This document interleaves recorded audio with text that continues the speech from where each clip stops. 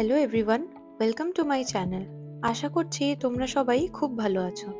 আজকে সকালে একটু রোদ বেরিয়েছে দেখে মনটা একটু খুশি হলো। আজকে ওর আগে আমি উঠে পড়েছি, তাই ভাবলাম ওকে না ডেকে আমি সকালে কফিটা নিয়ে যাই। রোজ সকালের কফিটা ওই আমার জন্য বানিয়ে নিয়ে যায়। খুবই মাঝে মাঝে, রেয়ারলি বলতে পারো যে সকালের কফিটা আমি বানাই। তাই আজকে যেহেতু সকালে উঠে পড়েছি, ভাবলাম আমিই বানিয়ে নিই। বোঝো কাণ্ড, সকালে কফিটা বানিয়ে যে নিয়ে যাব তার আগেই দেখি উঠে পড়েছে। যাক গে, তাও কফিটা তো সকালে বানিয়ে আমি ওকে দিলাম। এবার ফটাফট ব্রেকফাস্টটাও বানিয়ে নেব। আজকের দিনটা আমাদের সবার জন্যই খুব স্পেশাল। আজকে হলো উইমেন্স ডে। নারী মানেই কি কেবল সংসার, রান্না বান্নার দায়িত্ব? একদমই না। আমরা একদিকে মায়ের মমতা বহন করি, অন্যদিকে কাজের জায়গায় দক্ষতার পরিচয়ও দিই। আমরা স্বপ্ন দেখি, এগিয়ে যাই, আর বাধা পেরিয়ে নিজের পরিচয় গড়ে তুলি।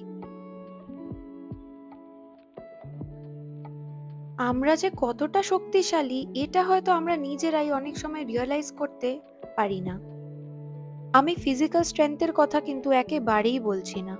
আমি বলছি মেন্টাল স্ট্রেংথের কথা।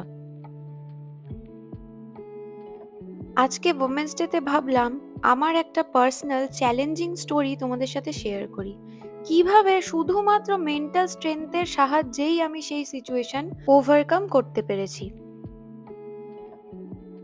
আমি জানি জীবনে অনেক কিছুই সহজ নয়, কিন্তু যতবারই আমি জীবনে চ্যালেঞ্জেস ফেস করেছি ততবারই আমি সেখান থেকে কিছু শিখেই বেরোতে পেরেছি।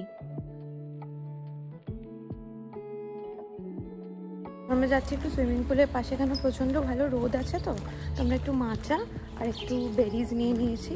ওখানে বসে একটু এডিটিংও করবো, ওরও কিছু কাজ আছে, ও করবে।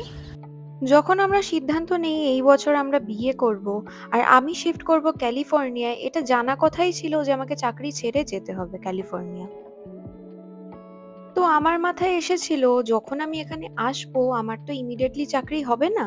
তো এই টাইমটা আমি ভালোভাবে ইউটিলাইজ করার জন্য আমি আমার পড়াশোনাটা একটু এগিয়ে নিয়ে যেতে পারি, মেবি আমি একটা মাস্টার্স করতে পারি। যেরম ভাবনা সেরম কাজ।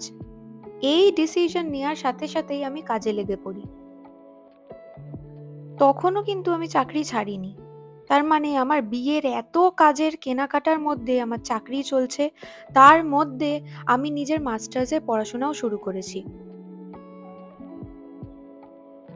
এত কিছুর মধ্যেও যে এত এফার্ট দিয়ে আমি মাস্টার্সে অ্যাডমিশন পাওয়ার চেষ্টা করছি, সেটা দেখে মা বাবা প্রচন্ড খুশি আর প্রাউড হয়েছে। তবে মার মাথায় তখন আরেক চিন্তা, বেনারসি কবে কিনবো, রিসেপশনে কি পরবো, গয়না, মেকআপ কিছু জিজ্ঞেস করলেই বলছি আমার এখন পরীক্ষা, আমি কোনো সময় দিতে পারছি না। ও দেখা যাবে কি পরবো, একটা শাড়ি পরেই বিয়ে করে নেব, কারণ আমার কাছে তখন মাস্টার্স পাওয়াটা প্রচন্ড বেশি ইম্পর্ট্যান্ট। পরীক্ষা দিলাম, অ্যাপ্লিকেশন ফর্ম সাবমিট করলাম, তার মধ্যেই বিয়ের কেনাকাটিও চালালাম, অফিসের কাজও চালালাম। যতদিন না রেজাল্ট আসছে মাথায় প্রচন্ড চিন্তা। বিয়েতে কি পরবো, কি মেকআপ করব, আমার মাথায় তখন কিছুই নেই।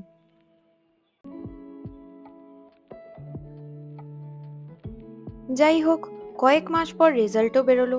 একটা প্রচন্ড ভালো ইউনিভার্সিটিতে আমি ডেটা সায়েন্সে এমএস করার সুযোগও পাই। প্রচন্ড সবাই খুশি। এইবার আমি আসলে এনজয় করা শুরু করলাম বিয়ের প্রসেস। কিন্তু এবার হচ্ছে স্টোরির সেকেন্ড হাফ। ভিসার প্রসেসিং শুরু। আমি আমার স্টুডেন্ট ভিসা করাতে যাই, কিন্তু আনএক্সপেক্টেডলি রিজেক্ট হয়ে যাই। কেন, আমার হাজবেন্ড তখন অলরেডি আমেরিকায় থাকে, সেই জন্য আমাদের ভিসাতে অনেক কমপ্লিকেশন হয়ে যায়।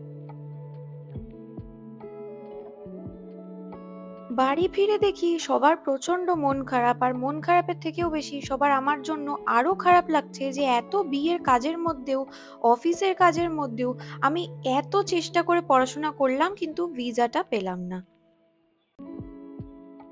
সব থেকে বেশি খারাপ লেগেছে অনিরুদ্ধের।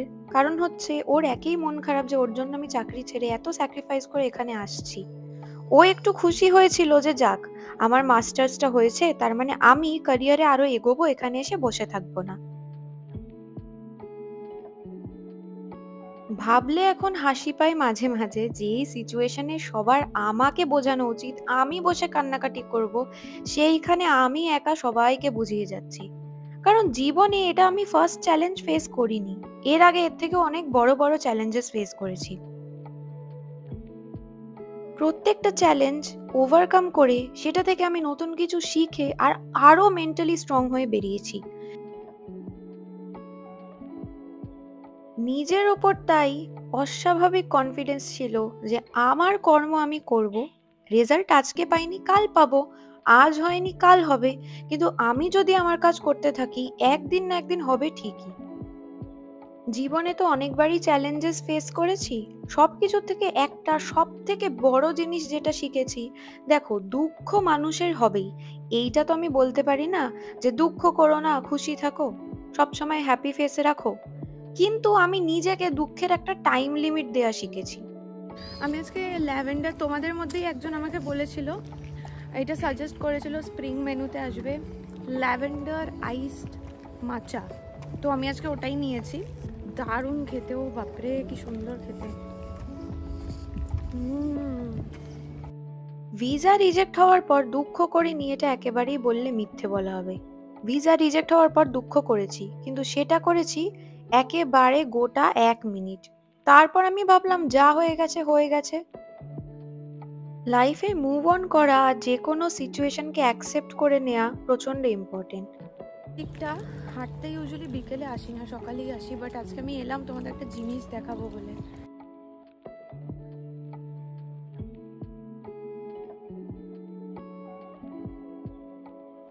প্রত্যেকবার জীবনে চ্যালেঞ্জেস ফেস করার সময় যে কিছু জিনিস শিখেছি তার মধ্যে 2 নম্বর জিনিস হচ্ছে, যদি তোমার কাছে সলিউশন থাকে তাহলে তুমি সেটার উপর কাজ করো, প্রবলেমের সলিউশন বের করো।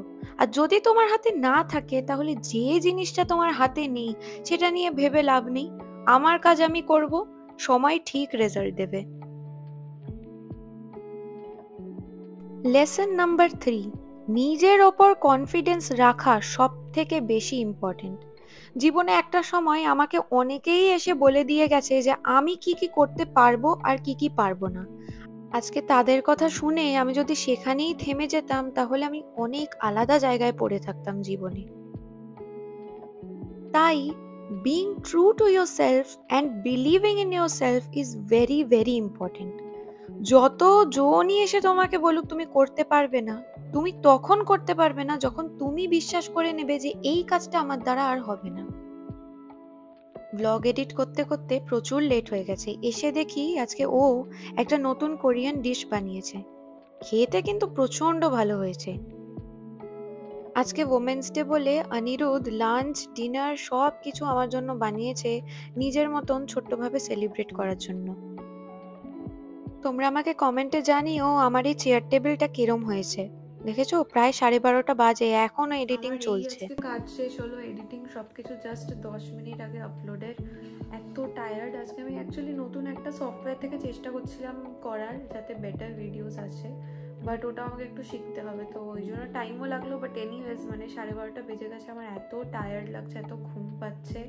স্যাটারডে নাইট আমি 12:30 অব্দি আর কি এইসব করছিলাম। বাট চলো তাহলে দেখা হচ্ছে পরের ব্লগে।